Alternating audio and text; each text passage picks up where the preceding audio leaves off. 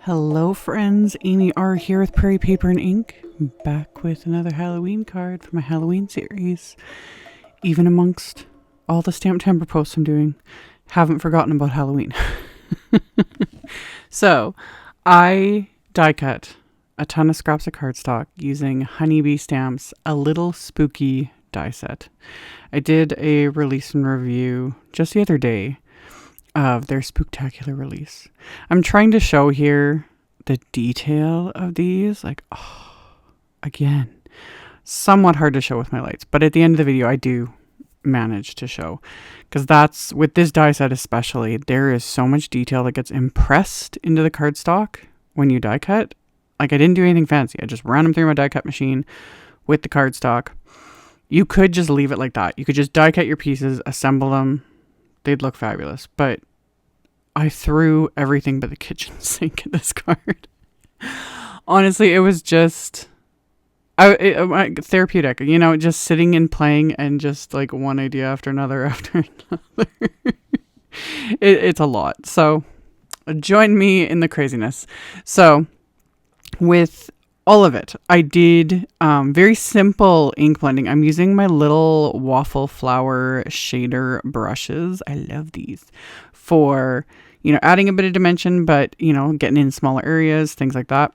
So I'm using both sizes, the size 0, which is teensy tiny, and the size 1.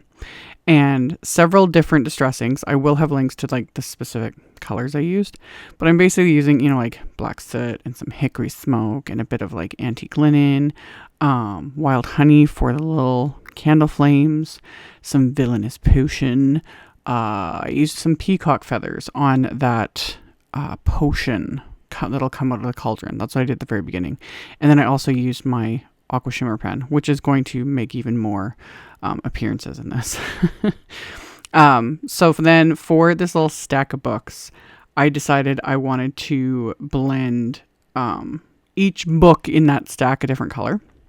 So I just used scraps of Post-it tape to mask off each little book, and then just, again, used any and all of the colors of inks. Those are all also sitting in a little Waffle flower ink holder. I showed that in a video. Shown that in a couple videos so far. Those came out last month, the month before. I don't know. All my days are running into each other. We're only at the beginning of Stamptember, my friends.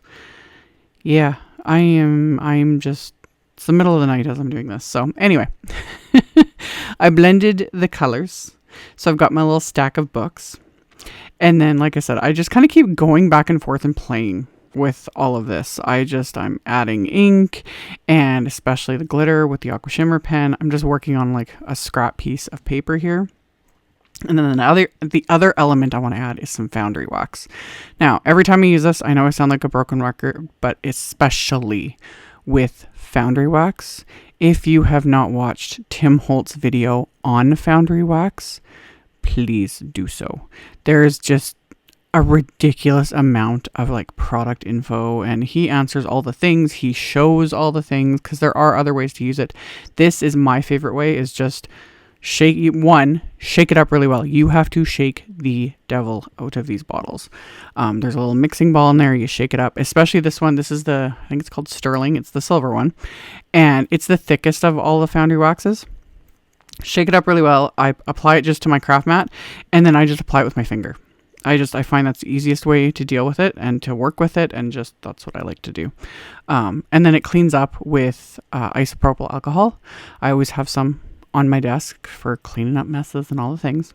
And then the other thing with foundry wax is you absolutely must heat set this. If you don't, it literally dries to like a powder. It is the weirdest product. I love it, but it is the weirdest product. Hence me always saying, watch his video. So you can look it up on his YouTube channel. It's all there. So you have to heat it. And when you heat it, it turns metallic, and then it becomes like permanent. I'm using my little Ranger hands there to hold it because they're silicone. They look so silly, but they do come in handy, you know, when you have to heat an entire little piece like this. So heated it with my heat tool. It literally takes, it's almost instant. You see it change almost instantly. So then my candelabra and the little holder for the crystal ball have the metallic accents. The candelabra I thought about doing in gold because I was thinking like Lumiere, you know, from Beauty and the Beast. But then I'm like, wait a minute, this is a Halloween card, you know. You could still do Lumiere. You could go really dark with some of this. But anyway, I assembled all the pieces. There's not a whole lot of assembling with this. It's pretty basic, pretty obvious. This one wafer die, when I was looking at the package and I was like, what on earth is that? Like, is it a hand? Like what? And then I looked at the, you know, the graphic for the product. I was like, oh, it's a candle on the skull. Makes sense, you know? So it all comes together just, like I said, super, super easily. So I glued all the pieces together. There's even a little wafer die that die cuts the nails for this like zombie hand. Love it. After I did this, I was like, I should have die cut the nails from like hot pink cardstock. Just something absolutely ridiculous, you know? I just did brown. I kept everything a little more spooky this time, but you could really have fun with it. They're such tiny little pieces, but like some holographic, you know? Like, why not? Why not? So anyway, after I had everything assembled, I wanted to add more, especially to this like potion bubbling up out of the cauldron. I was like, it needs more. It needs to stand out more. So I used some Rustic Wilderness Distress ink and blended it on there. And then I did another layer with my aqua shimmer pen. So this is going to be just unbelievably sparkly, which of course I'll show at the end with my flashlights. You guys can all see it because yeah, the sparkle is fun. So I went over it again and I was picking up some of the excess ink just off my craft mat here just to give it some little extra zhuzh. And I did the same thing with the crystal ball. I just squished a little bit of that Villainous Potion Distress ink and then picked that up with the aqua shimmer pen and just painted it onto all of the embossed areas on this. So it just intensifies it. Now, when you're painting with something like this, like an aqua shimmer pen on solid color cardstock, it will always go on darker because it's wet. So just always be aware that this will dry back significantly later. I was just going for the shimmer because I even did this on the books. I painted on the shimmer and then I even outlined the detail just to bring it out. And it looks like the detail's more obvious because again, it's wet, but when it's all dry, you don't see those dark areas. It's just going to be sparkle, which again, I was fine with, but just FYI, this is one of those things where it looks quite different from when you first apply it to once it's fully dry. And then, yeah, it's just straight up sparkly. So I got all my die cut pieces. And then I die cut some black cardstock with the largest of the layering vintage labels wafer dies. The largest one with the frame is A2 size, so 4 1/4 by 5 1/2. And I actually used some of my Spooktacular pattern paper. I'm not going to lie, it was hard. I just want to hoard it. I really like this pattern paper. I need to order another pack of it. Just, so I don't have anxiety issues when I'm cutting into it. Love it. So I trimmed down a piece of the spiderweb pattern paper and put that behind this frame. And then I used the next largest wafer die from that set and die cut one of the orange pattern papers from the set. So I've got just my background for this scene that I'm going to create. And like I threw everything at this. I had fun with it. So I went around and just fiddled with the placement because I wanted to stick every single die cut onto this. I was thinking like, haunted apothecary, like just, yeah, pile it all on. Why not? So I kept fiddling with my little scene here, but I purposely wanted to leave the lower right corner open because I am going to use wax melts again. I do get a lot of questions about these. I have done a couple videos already incorporating the honeybee wax melts onto my cards. And yeah, they're fun. Same thing. I like to hoard them.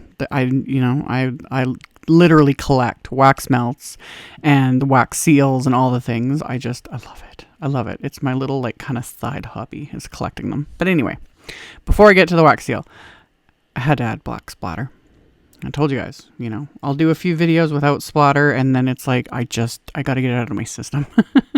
So I used black soot distress paint, put it on my palette, used my fan brush, splattered a ton of this all over my little scene here. And then again, as always with distress paint, really any acrylic paint. Wash your brush immediately. You do not want that drying. It will wreck your brush because the stuff dries permanently. So once I was done, I let that splatter dry, wash my brush, clean up my palette. I was good to go. So now, wax melts. Honeybee has a whole bunch now. So I'm going to use, of course, the Spooktacular wax melts. And for one wax seal, you basically need about 2 to 3 of the little wax melts. So since I wanted to use pretty much all the colors, and I'm only doing one, I'm only creating one, a lot of times I cut mine in half. I just use my same little Tim Holtz snips that I use to like cut apart adhesive and stuff. I use that, cut them in half, good to go. Like, yeah, it just makes my life a little easier so I don't have like a ton of wax left over. Although really I could have just poured 2, you know. So I have that. You can do all sorts of ways to melt this. Using my heat tool for heat embossing, this one specifically because it's got its little stand, which is perfect. I also actually have a little holder that a friend gave me, the old-fashioned type that you put a tea light under. That works as well, but honestly, the embossing tool works amazing. So the other thing is having something like a silicone mat or something. This little aqua one is just a little Concord 9th one I picked up the other day, or like I got it in an order from Simon. And I specifically got it for my wax melts.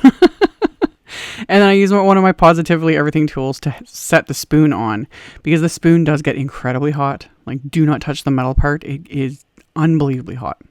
So I melted it, poured it onto my little silicone there, pressed the witch's hat wax stamper into it. Doesn't look like much, but then I took my Spectrum Noir. This is the Quicksilver paint pen. These are like a similar, if not the same formula, as like a Sharpie paint pen. You know, the type that are meant for like any surface, because obviously like you're painting on a wax, so anything like a water-based marker isn't gonna cut it. A Copic marker is probably not gonna cut it. But these like metallic paint pens work great. So I painted that onto just the raised surface so you can actually see the witch's hat. And I painted her on the edge too, because why not? And then adhered that into place with just a little piece of Simon's Big Mama foam tape. And it's good to go. I let that Quicksilver paint pen dry on the wax seal, and it's good to go. And you can do that to seal your envelopes. I've talked about that in videos as well. You can literally seal your envelopes with a wax seal.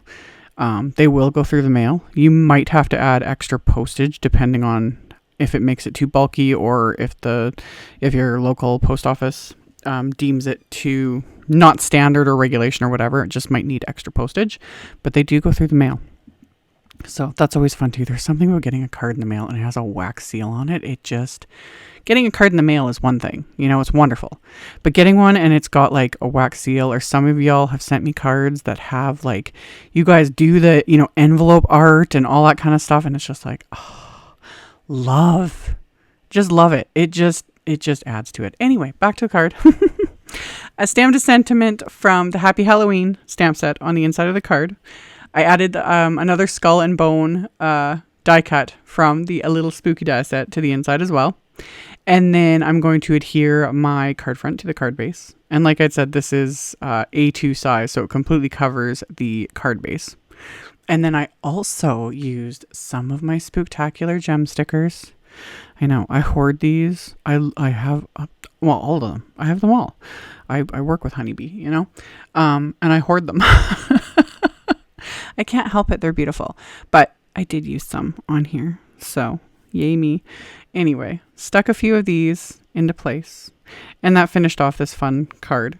So now I turned off a couple of the lights in my studio so you guys can see the detail. Like the detail that these wafer dies impress is just, I don't know. There's so much. Like that raven is just amazing. And then all the sparkle, the metallic little bit, and the wax seal. Like I said, I have just everything going. This is a very busy card, but it was fun. I enjoyed it. I hope you guys enjoyed it too. And as always, I will have a link below the video to my blog post. I'll have a supply list. I'll link to all the supplies I used. I will also have a link at the end of this video to my Halloween playlist, because if you've missed any of my Halloween videos so far this year, and hopefully I'll have a ton more coming. That's the plan anyway. So I will have all that info in the description box below the video as well as at the end. Thank you all so much for watching, for thumbs upping and commenting. Subscribe if you haven't, and I will see you all very soon in the next video. Bye.